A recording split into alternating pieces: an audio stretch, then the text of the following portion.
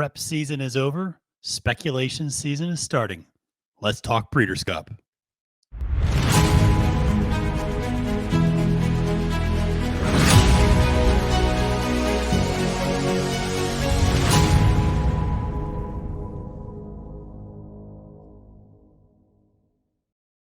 Salutations and welcome, horse racing fans, to another episode of Countdown to Keeneland. I am your host, Matthew Desantis. You can find me on Twitter at the handle @FailedToMenace, which is my favorite running line.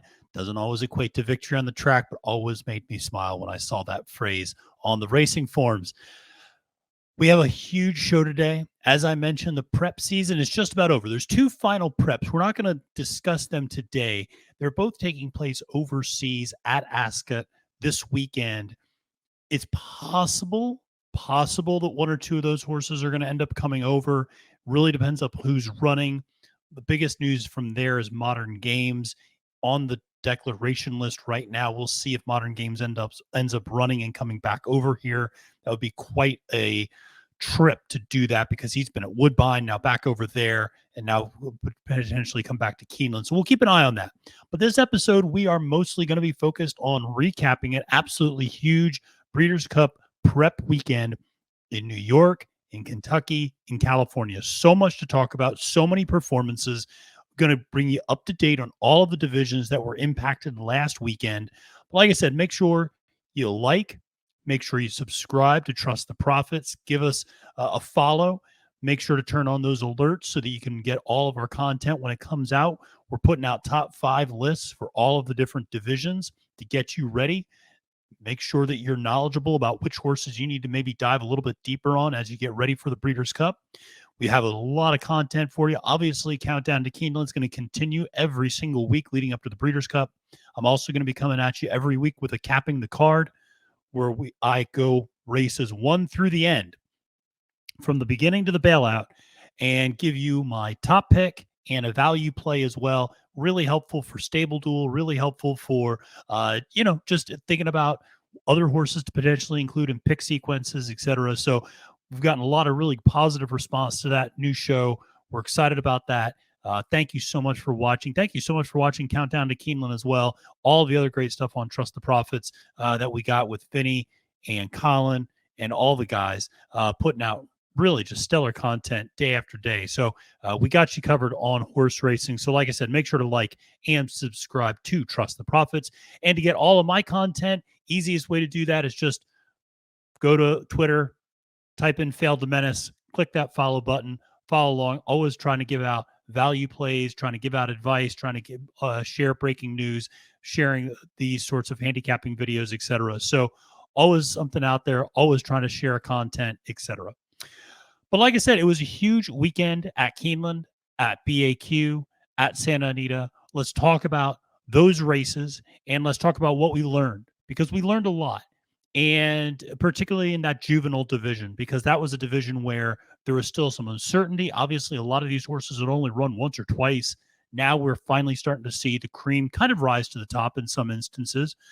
But these horses, in some instances, are also facing adversity for the first time. That's, I think, a really intriguing factor when you start looking into some of these juvenile races. But like I said, great stuff. And we'll dive right in to what we saw at the Keeneland meet in particular, but also at BAQ, which was 2 qualifiers for the Qatar Racing Sprint. And this is a division we have not really talked a lot about on the show, because as you can see, there's not many win-in-your-ends for this particular division. The only one prior to this past weekend was actually the Bing Crosby Stakes, in which American Theorem had won that race. No other win-in-your-ends for the Qatar Racing Sprint. So like I said, quite interesting to see that. What we end up seeing is Manny Wah making a qualifying in this particular race via the Ogden Phoenix Stakes for Wayne Catalano. Always excited to see Wayne taking a horse to the Breeders' Cup. And Manny Wah, a horse that I think everybody kind of likes. He's a cute horse because he's got super tiny ears, like freakishly small ears, but he's very cute. And Manny Wah, that was a really interesting race, because Special Reserve, I had told you was coming back from a long layoff. I didn't like that horse at all. The horse went right out to the lead and then got tired, which is kind of what you would expect after that long of a layoff. The horse that really didn't show up was Sibelius. I think that was a lot of the horse many of us had circled and kind of tabbed as maybe not a single, but it's certainly a horse to use up top in a lot of instances. And Sibelius just did not run his race at all.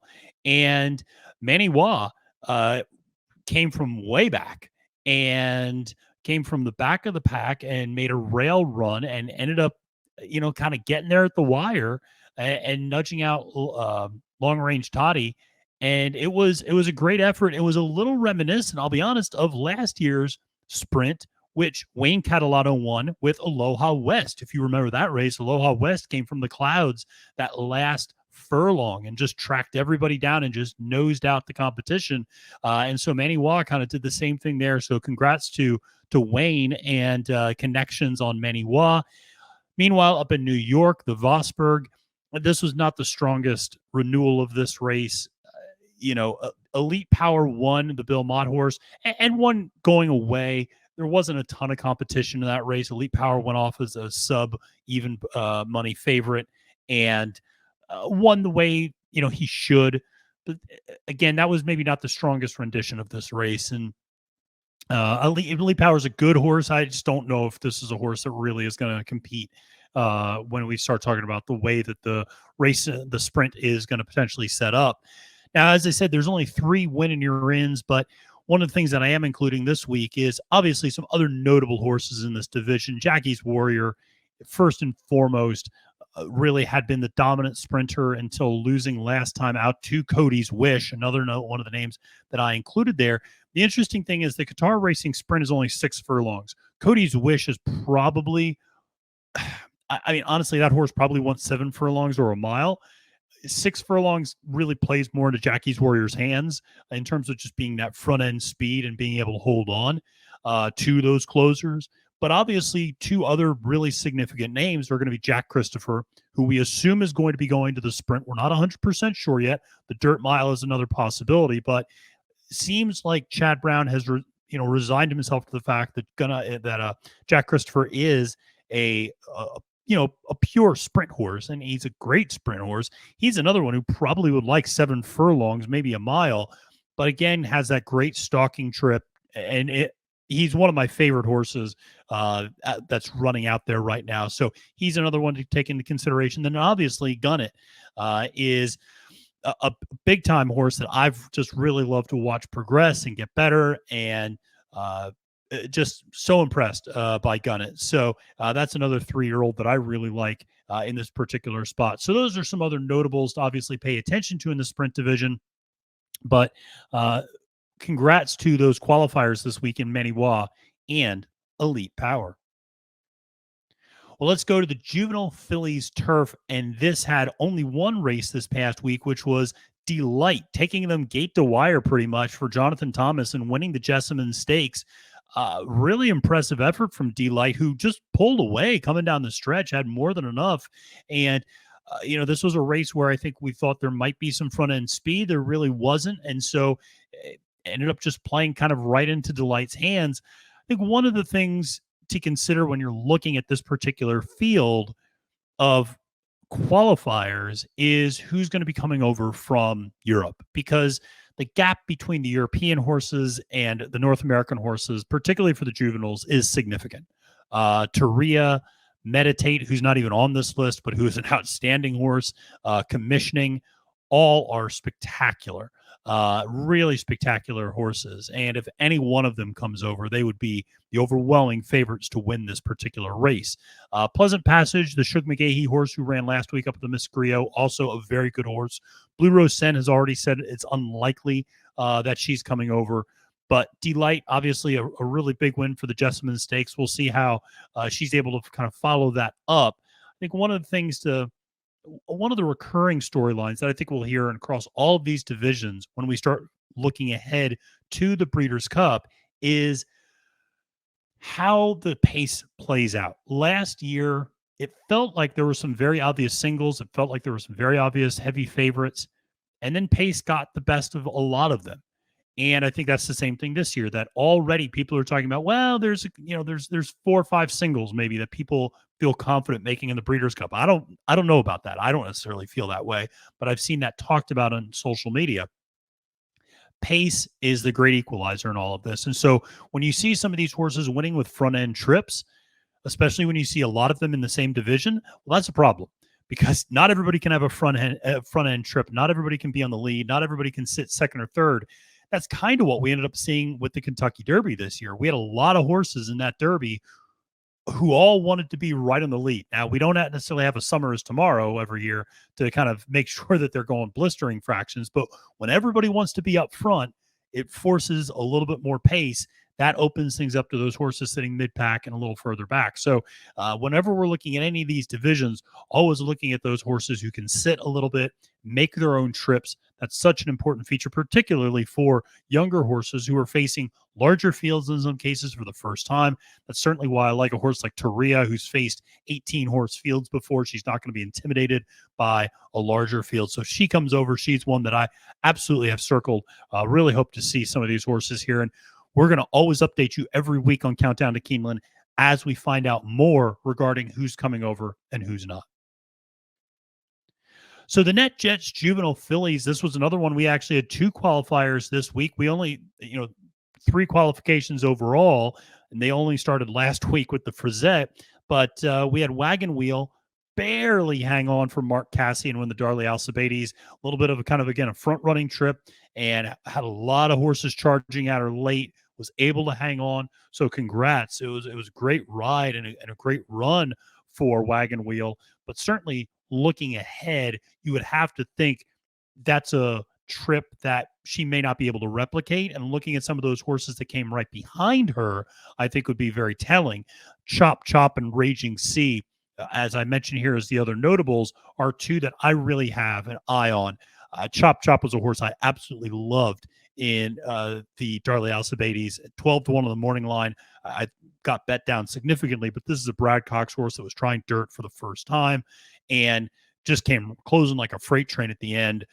Really like this horse a lot. Got up for second place, and I think this is a horse that next time out is going to run even better. So really like Chop Chop. Raging Sea is a Chad Brown horse. Same sort of thing, came closing strong, and that race is another, I don't know, 50 feet. Probably may get the win along with Chop Chop. So those 2 are really coming at the end, and I think are 2 notable names to pay attention to in the Juvenile Fillies. Meanwhile, out at the Chandelier Stakes, Peter Miller wins with Tell Me No Lies.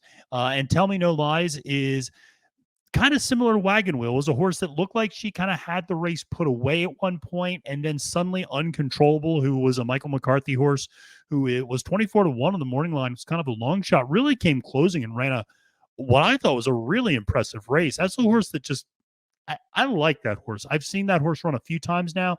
Uncontrollable is a horse I like. She just kind of has that grit. She has that determination. I like that for 2-year-olds.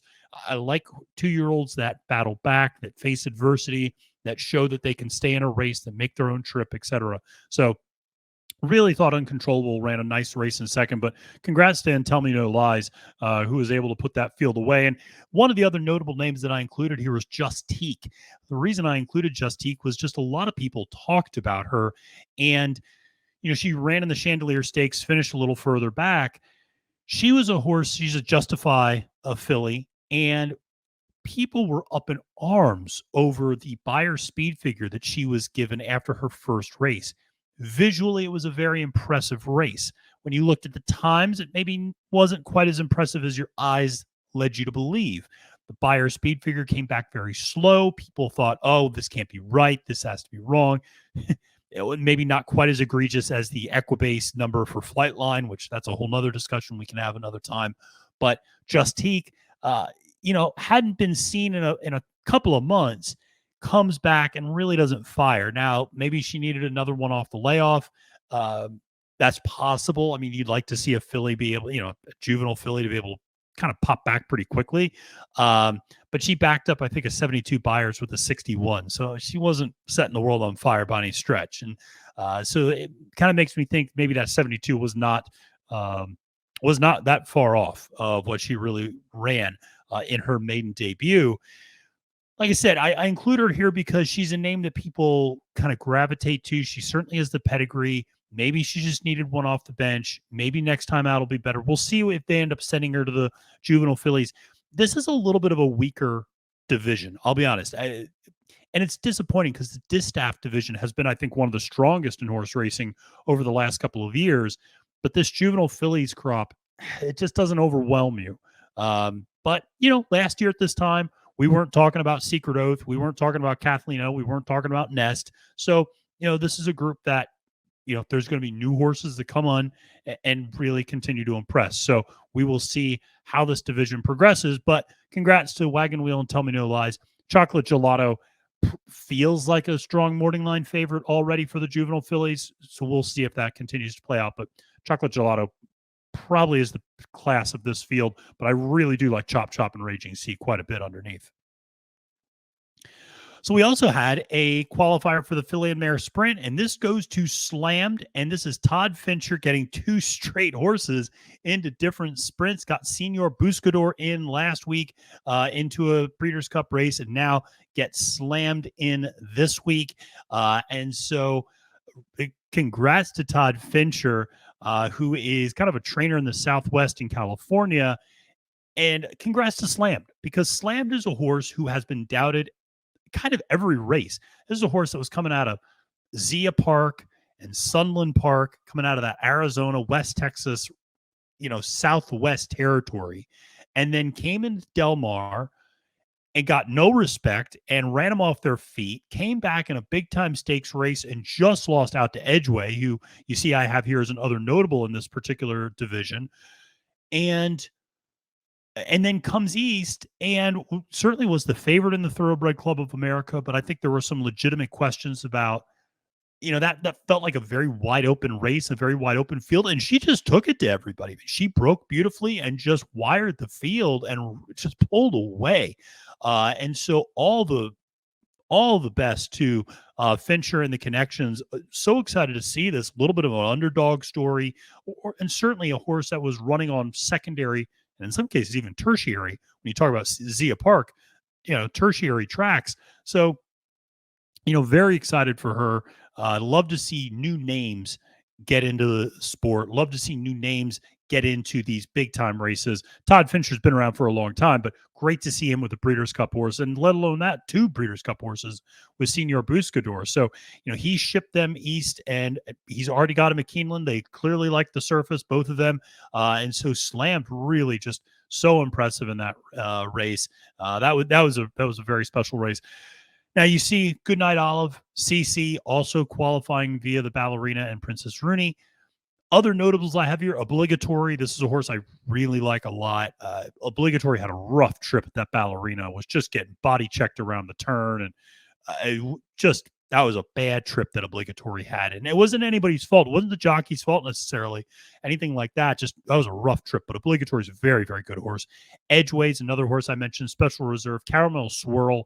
Caramel Swirl is a horse I really like a lot in this particular division. She, again, finished second last time out, but to Goodnight Olive. But I think Caramel Swirl's a special one, and one that usually when she runs against the girls does very, very well. So let's go to the FanDuel Mile. Let's go to turf. And this was one where there was the final qualifier in a very filled division, and that went to Annapolis in the Coolmore Mile. And Annapolis is a horse that I have kind of doubted. I mean, Annapolis is a horse that I was not necessarily that gung-ho about going into this race. Of course, the Todd Pletcher 3-year-old. And Annapolis sat the perfect trip. It sat the perfect trip, kind of sat third off the pace and made a move coming for home and put everybody away. And it was textbook. I mean, it was textbook. It was clinical. It was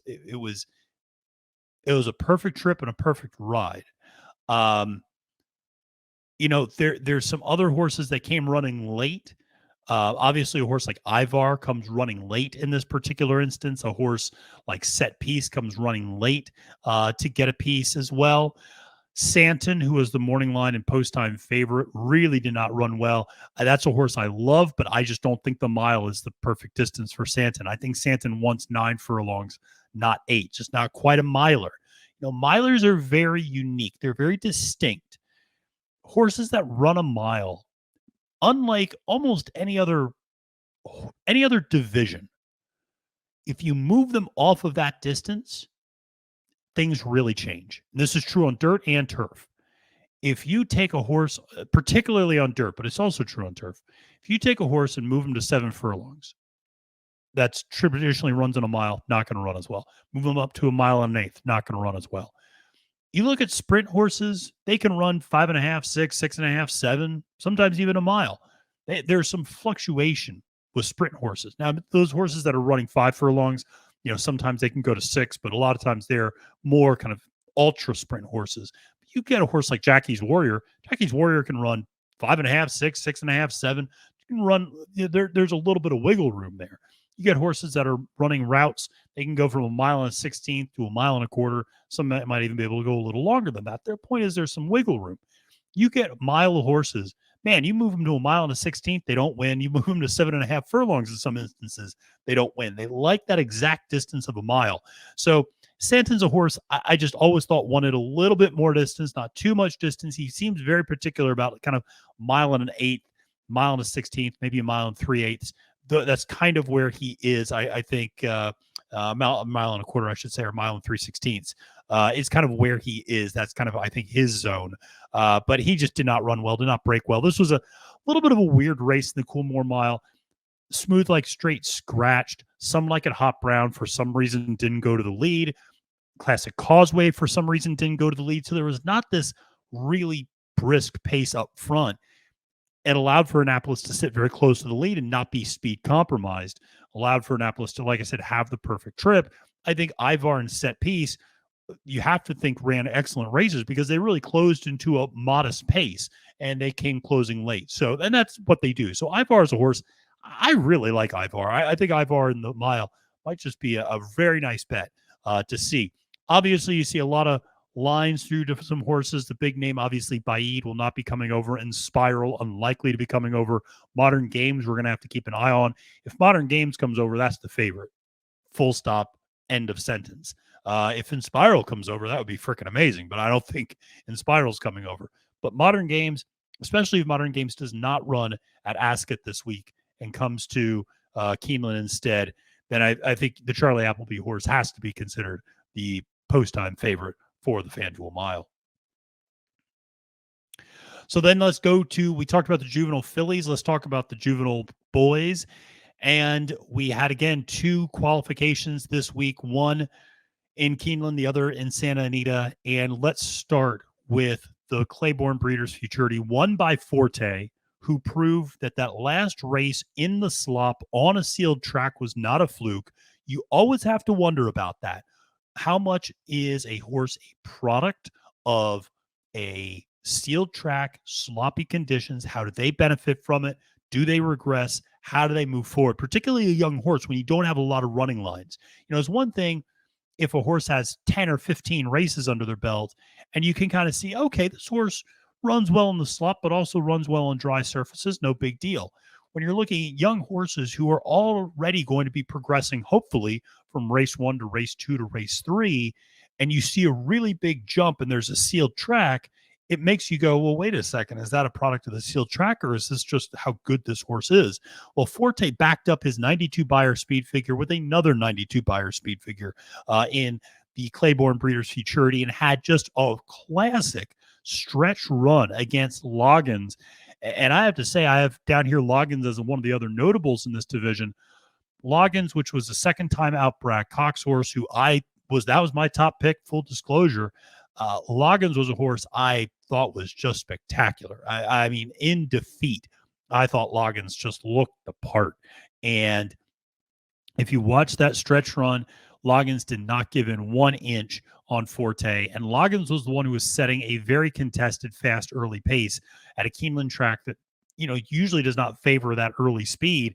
Was going, 22-4, 46-2 opening quarter and half mile.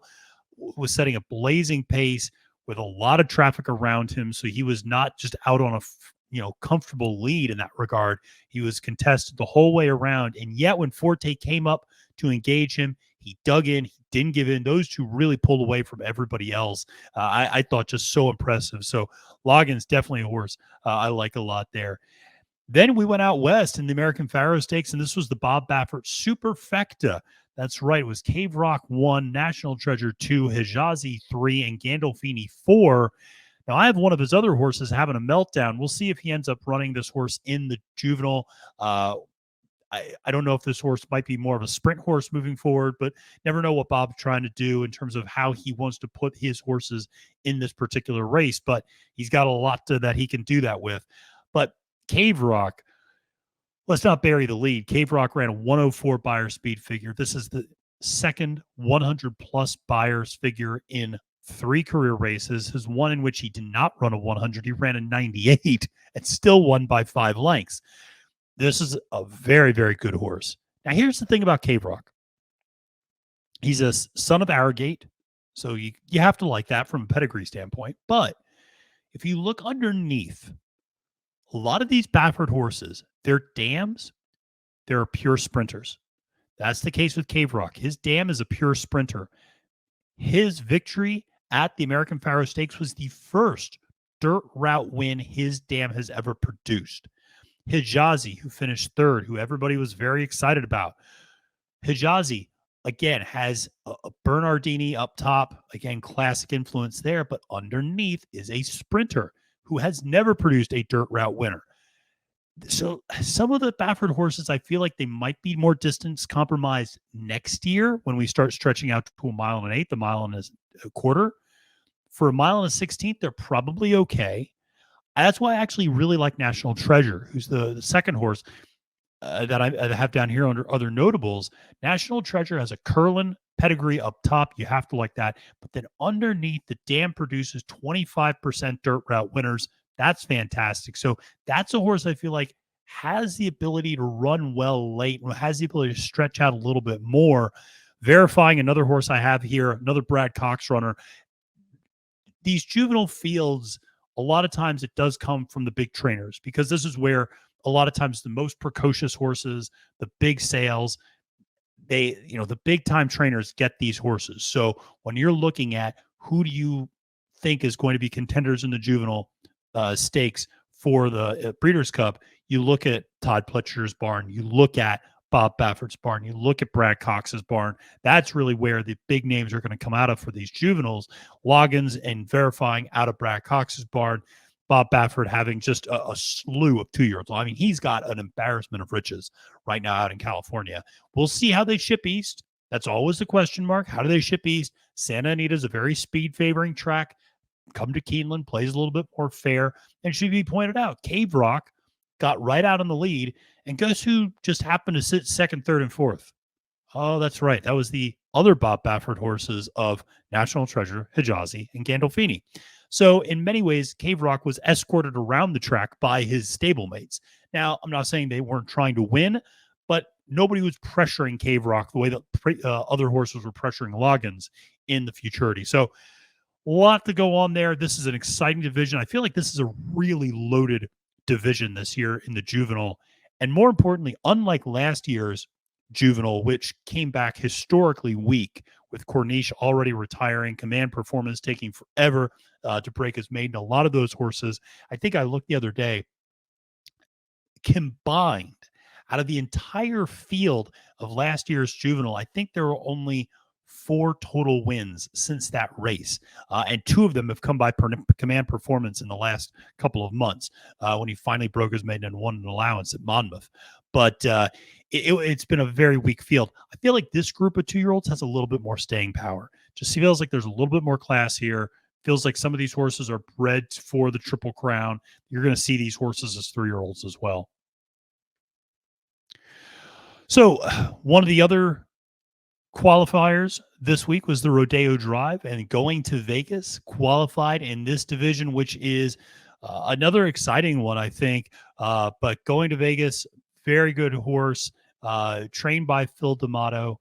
This is one where obviously there's some horses from New York in particular. You look at a horse like an Italian, who might be going to this race. There's some other horses that are going to be running here who probably have a lot to say about who's going to end up winning in this one as well. Nashua, I think, for John and Thaddy Gosden will be coming over as well. So again, there's some other big time horses that are going to be putting their names into this field. But going to Vegas, took him gate to wire with Umberto Rispoli up on the ride. And again, West Coast turf horses shipping east. You've heard me talk about this before. I'm usually not a big fan of this. That said, going to Vegas is a horse that likes to be out on the front end. Depends how committed they are to that, but he certainly is a horse that could end up impacting the race shape. I don't think going to Vegas is a horse that has the ability to finish in the money in the Breeders' Cup Filly and Mare Turf, but certainly could impact the pace scenario in this race and ultimately may help open the race up to those maybe coming mid-pack a little further back. But, like I said, it was kind of a ho-hum race in some ways. It was good effort from going to Vegas. Nije Blanche was a horse that really kind of laid an egg in that race. That was a horse I think a lot of us had circled as maybe being able to win that Rodeo Drive and just came up with nothing in that race. So credit to D'Amato for getting going to Vegas ready. Rispoli with that perfect ride. But again, West Coast turf coming east into the Midwest. November, it's going to be colder. Might be a little bit of cut in the turf. It just depends on the weather, how soggy conditions might be. We'll see. I generally fade those West Coast horses coming east in this particular case. But this is, again, a really big field. I think everybody's really eager to see whether or not Sadashi, the white horse, comes over. I mean, Sadashi just looks incredible. I mean, if you've never seen the horse run, she looks like the horse Shadowfax in the Lord of the Rings movies. I mean, she is just this beautiful, beautiful sterling, just ultra white horse. She's not a gray. I mean, she is white. And so it is, it's beautiful to watch her run. She won the Victoria Mile a couple months ago. We'll see if she ends up coming over part of that Japanese contingent.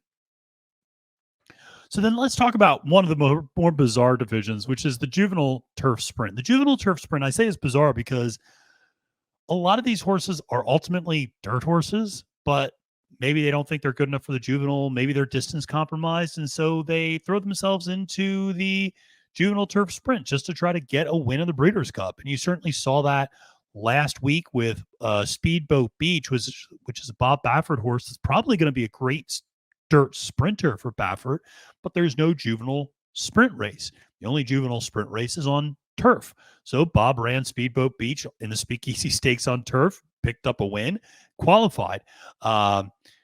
Nagarok, which is Corrigan backwards. Nagarok won the Futurity for Grand Motion up in New York. Private Creed won the Indian Summer Stakes for Steve Asmussen. Now, what's interesting is those three horses, Speedboat Beach, Nagarok, and Private Creed, they're all perfectly fine horses. The Riddler is a very good horse and a very cute horse who has his blaze up in his front of his head. His blaze is in the picture of a question mark, which is why he's called the Riddler. He's very cute, very adorable. But he won the Norfolk Stakes at Royal Ascot. That was I remember watching that race. It was a very, very impressive race. Blackbeard is a heck of a horse that Aidan O'Brien has if he ends up wanting to come over, and would absolutely be a favorite in this race, hands down. But the other notables are the two that I'm probably most intrigued by, which is the Platinum Queen, who is so good that she qualified for the legit turf sprint. It's a filly. She's qualified for the turf sprint. She beat older boys overseas. I mean, she would crush this field, I have a feeling, if she gets out from the gate okay, which I think she would. And then Tyler's Tribe, which is a horse we've talked about, who has been just crushing competition at Prairie Meadows and winning all of these sprint stakes races that they have out there for juveniles, and is, going to get moved to either the turf or the dirt in the juvenile. We'll see. But Kylie Jordan, the jockey of Tyler's Tribe, gave an interview last week, I think with Thoroughbred Daily News, was basically saying, still up in the air. Is Tyler's Tribe going to go to the Breeders' Cup Juvenile? Is he going to go to the Juvenile Turf Sprint? He's a Sharp Azteca. Those Sharp Aztecas have done okay on the turf. So there's some suggestion that the pedigree won't be terrible on turf. He's already at Keeneland, which I actually kind of like. So he'll have a chance to train over potentially both surfaces, just so the trainers and owners can kind of get a look at what does this horse look like. But Tyler's Tribe's the other horse I'm super excited about. But Platinum Queen and Tyler's Tribe, those are the two that I'm most excited about in this division. But it's a little bit of a miscellaneous division in some ways that, are any of these horses Golden Pal? Not really. I mean, maybe Platinum Queen, but certainly the American horses aren't really bred to be Golden Pal. They're more bred to be great sprint horses on dirt, or they're bred to be turf routers eventually. But since they're 2-year-olds, maybe they haven't stretched out yet. And so they've landed in this kind of turf sprint division. So it's a little bit of a square peg round hole situation, but certainly still interesting one to look at. So the juvenile turf, again, we had a winner here with Wayne Catalano with the Castle and Key Bourbon Stakes and the winner is a nice effort there, pulled away late. And it made, I thought, a really nice run down the center of the track, and then it kind of kept moving. So I like this winner a lot. Again, always excited to see Wayne Catalano with a couple of horses now for this year's Breeders' Cup. He was a big name back, 10, 15 years ago, and the size of his barn had really decreased. I want to say it was down to just a handful of horses at one point. And Aloha West winning last year's Breeder Cup seems to have revitalized that barn a little bit. He's getting some better horses now, and he's getting some, you like to see some good juveniles coming his way. So between Manny Wah and the winner is, Wayne's going to have a couple of runners here at the Breeders' Cup. That's always good to see. I hate to sound like a broken record, but if any of the Europeans come over, they're going to be heads and shoulders above anybody that we can throw out there. Mysterious Night is just a spectacular horse. And you look at a horse like Augusta Rodin, forget about it. I mean, this is another just spectacular horse. So, those are horses that are just tremendous. A horse like the Antarctic isn't even listed here. Is probably the best juvenile turf horse in the world right now. That's another one that's really, really good. Paxa Wallop is a nice horse. This was not a Breeders' Cup win, but won the Zuma Beach this past weekend. So that's a horse that's 3 for 4 winning. And, again, is a horse that I think, could do pretty well, has won 2 consecutive grade 3s out west. Again, West Coast turf horses shipping east, you're never quite sure, but that's another notable horse to just, keep in mind when thinking about this division. But Mysterious Night, I think, is the most likely. Appleby seems intent in bringing him over, ran at Woodbine in the Pattison Summer Stakes. So seems likely that Mysterious Night's going to run, and if so, would be the favorite. The big question is whether or not O'Brien brings over Augusta Rodin. That would be a very special if he decided to bring that horse over. And then the final division that we're going to talk about is the Longines Distaff, which had, interestingly, very few winner-in races, but did have the Spinster, which was won by Malathat last week. And listen, Malathat won that race the way a 2-5 shot should win this race. Just one kind of going away very easily. Army Wife, I thought, ran very gamefully, ran second, but was still no match for Malathat. And while you look at the horses that have automatically qualified either in Latin America or a horse like Blue Stripe that's come to the United States from Argentina, Clariere, the other one, and Malathat, the name that's looming over this division is, of course, Nest. Nest is the super freak who has just become a dominant horse, finished second at the Belmont, also ran this last weekend and just demolished the field. Nest is another horse that can make whatever trip she wants. One of the issues that you have is a horse like Malathat, a horse like Clariere. They are pure deep closers. They like sitting all the way at the back and then making one big move. They would like to have a little bit of pace up front. Nest can sit wherever she wants, and she can make her own trip. Seeker Oath, a little bit like Malathat and Clariere, is going to be a horse that wants to make that one big move. Society is this, kind of up-and-coming gun runner who just impressed the heck out of me at the Cotillion during Pennsylvania Derby Day. That might have been the single best performance I actually saw. Table was very, very impressive, but Society winning that Cotillion was just so dominant, where she just was pulling away and just used superior speed right out of the gate. And then you have Latruska, and Latruska, ran last weekend at the Spinster and just, I mean, she just didn't look the way she normally does. And you could tell right away, she didn't even get out of the gate and right to the lead that well. And if she's going to lose her fastball on the front end, then it's really hard for her to ask to hang on the back end. And, this is the second or third time she's been well beaten now in a row. I don't know if they run her at the distaff. I kind of hope they don't, because I think she would just get demolished. Obviously, owners can do whatever they want. Trainer is going to, has taken care of this horse very well. And they have lightened her load this year as opposed to last year, but still, it feels like her best days, sadly, were last year. And I don't know if she ever really bounced back from last year's Longines Distaff, which just was suicidal pace up front and just completely wore her out. And she's not quite been the same horse since then. She's won a few races, but just not quite the same since that race. So, she's a horse that, as much as I love her, I'm not so sure she's going to be able to continue on in this division to be competitive with some of the others. But like I said, it's going to come down to Nest. It's going to come down to Malathac, going to come down to Clairiere, maybe Society, Secret Oath. Again, this Distaff division is loaded. I haven't even talked to you about Search Results, who's another horse I really like a lot.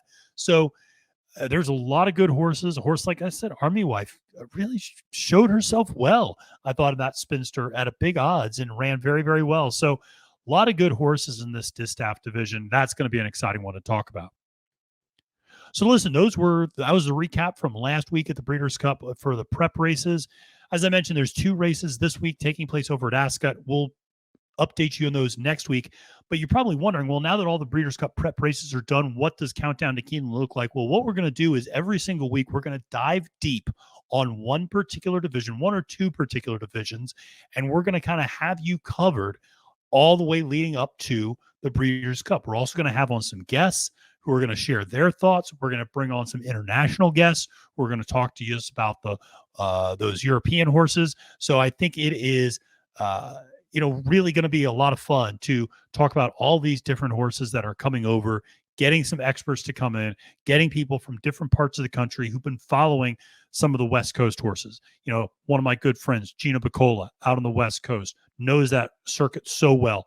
Barry Spears knows those, another good friend of mine, knows those Florida horses really, really well, knows those East Coast horses. We're going to have Sarah El-Badwi on in Kentucky, knows that Kentucky circuit really well. She's also, been very glued to that New York circuit as well. Like I said, we're going to have a bunch of different people on.